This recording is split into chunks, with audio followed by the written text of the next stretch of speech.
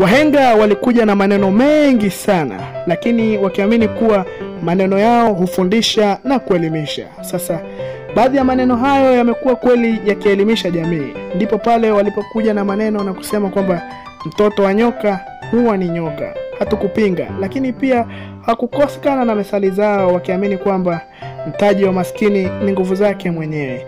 Lakini pia wakasema pale palipo na utajiri pesa ndipo ilipo. Nami sina budi kukuambia kwamba mtoto wa tajiri ni tajiri. Sasa leo nikuletea tu taarifa fupi na utafiti uliofanyika mwaka 2019-2020 tukionyesha na kujua kwamba je, ni wakina nani matajiri na ni wakina nani ni maskini.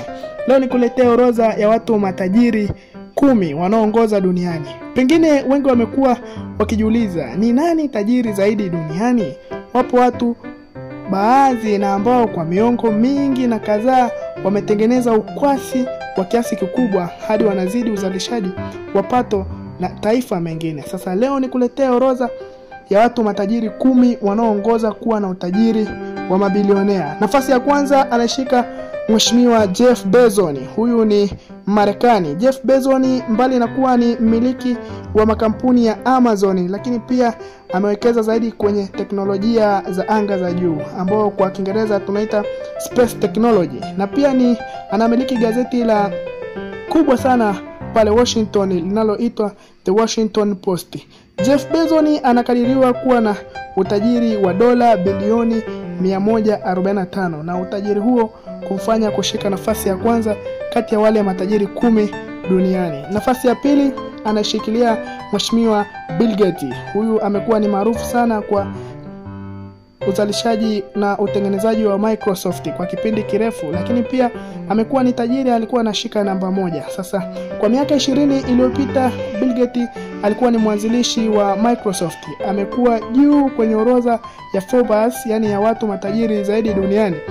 Bill ametoa kiasi kikubwa sana cha umiliki wake kwenye Microsoft kwa sasa anamiliki 1% tu pekee, na amejikita zaidi kwenye shughuli zake za kutoa misaada chini ya taasisi yake ambayo ameanzisha yeye na mke wake, taasisi hiyo inayoitwa Bill and Melinda Gates Foundation. Bill Gates kwa sasa anakadiriwa kuwa na utajiri wa dola bilioni 106, hivyo utajiri huo kumfanya kushika nafasi ya pili katika orodha ya wale matajiri 10. Nafasi ya tatu anashikilia Bernard Arnault. Huyu ni Mfaransa. Arnault ni tajiri ambaye amekuwa akishika sana namba 1 barani Ulaya na amepatikana kwenye orodha hii. Bernard anamiliki zaidi ya makampuni 60 ikiwemo Louis Vuitton na Sephora. Hizi ni kampuni kubwa sana pale Ufaransa zinazoongoza kwa uzalishaji. Hivi karibuni alishikilia nafasi ya pili katika orodha ya matajiri duniani mbele ya Bill Gates, ingawa alirudishwa nyuma baada ya utajiri wa Mheshimiwa Bill Gates kuongezeka kwa kasi. Bernard anakadiriwa kuwa na utajiri wa dola bilioni 91.6 na utajiri wake huo unamfanya kushika nafasi ya 3 kati ya wale matajiri 10 duniani. Nafasi ya 4 anashikilia Mark Zuckerberg. Huyu ni kijana mdogo sana na umaarufu wake ni kwamba ni kijana mdogo na tajiri. Mark Zuckerberg kama tunavyomjua ni maarufu zaidi sana kwa uanzishaji wa kampuni ya Facebook Inc. ambayo linamiliki makampuni mengine kama kadhaa ikiwemo Facebook yenyewe, Instagram, WhatsApp na kadhalika. Mark Zuckerberg alianzisha Facebook akiwa toka mwaka 2004, hivyo alikuwa na umri wa miaka 19. Mark Zuckerberg kwa sasa ana utajiri wa dola bilioni 78.6, hivyo utajiri wake huo unamfanya kushika nafasi ya 4 katika wale matajiri 10 duniani. Nafasi ya 5 anashikilia Warren Buffett. Huyu ni Mfaransa pia.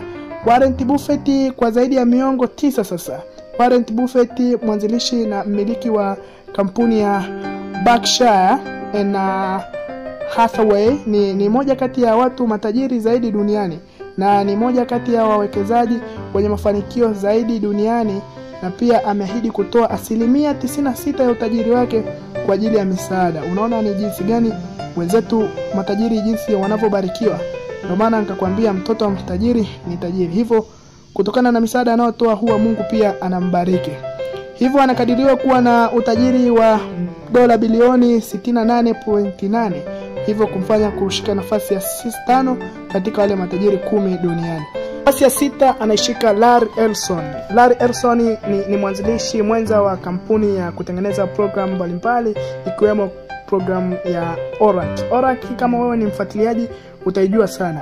Aling'atuka kama mkurugenzi mkuu mwaka 2014 katika kampuni hiyo, lakini bado ni mwenyekiti wa bodi ya wakurugenzi na afisa mkuu wa teknolojia hiyo ya Oracle. Sasa hivi Larry Ellison anakadiriwa kuwa na utajiri wa dola bilioni 67.3, na utajiri huo kumfanya kushika nafasi ya 6 katika wale matajiri 10 duniani. Na nafasi ya 7 anashika Steve Ballmer. Ballmer huyu ni mkurugenzi mkuu wa zamani sana wa Microsoft, na alidumu katika kampuni hiyo ya Microsoft kuanzia mwaka 2000 hadi 2014, huku akiwa mwajiriwa wa kampuni hiyo. Na tangu mwaka 1980 Steve aliacha chuo kikuu cha Stanford wakati akifanya shahada ya uzamili. Baada ya kustaafu kutoka katika Microsoft, alinunua klabu kubwa ya mpira wa kikapu ya Los Angeles Clippers. Kama wewe ni mfuatiliaji wa NBA utajua ligi na kampuni hiyo, timu hiyo ambayo ilishawahi kushiriki ligi kuu ya NBA pale Uingereza. Nafasi ya 8 anashika Larry Page.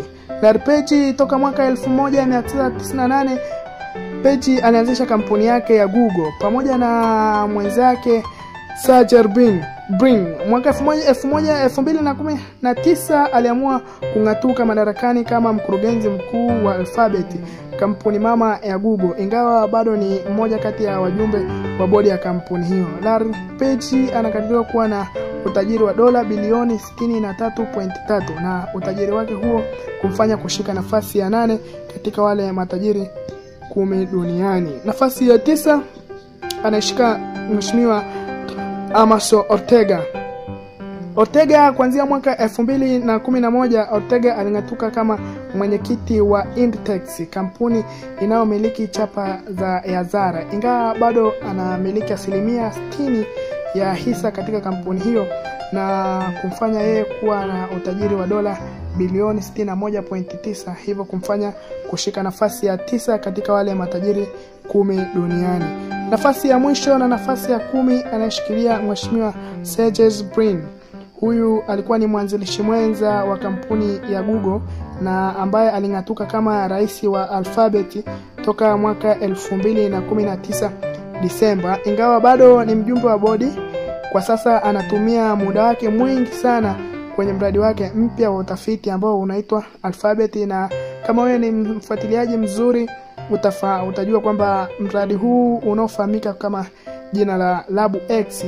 Sergey Brin ana utajiri wa dola bilioni 61, na hivyo kumfanya kushika nafasi ya 10 katika wale matajiri 10 duniani. Ni wakati wako tu mpendwa mwanafamilia wa Power Channel, nikukumbushe tu, ili kuwa wa kwanza kupata makala yetu ya kila siku, usisahau kusubscribe, kulike na kucomment ili kuwa wa kwanza kupata makala yetu.